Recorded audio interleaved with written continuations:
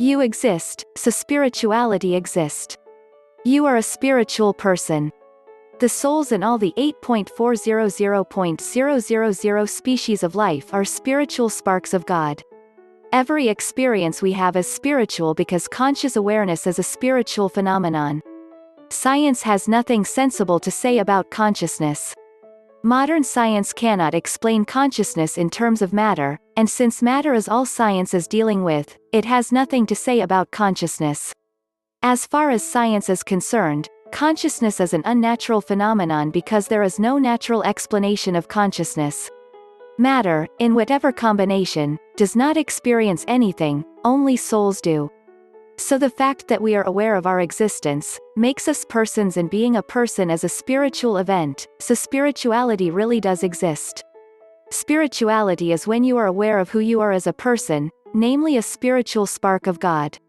Chaitanya Mahaprabhu says, "The Mahabhagavata, the advanced devotee, certainly sees everything mobile and immobile, but he does not exactly see their forms.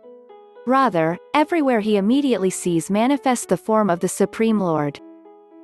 Greater than Madhya 8.274.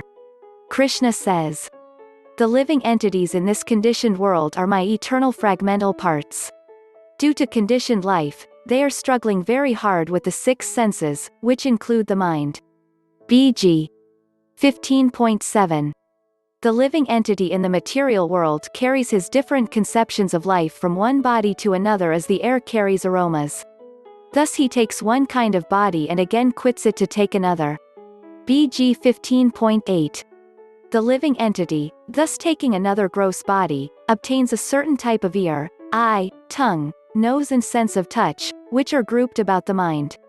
He thus enjoys a particular set of sense objects.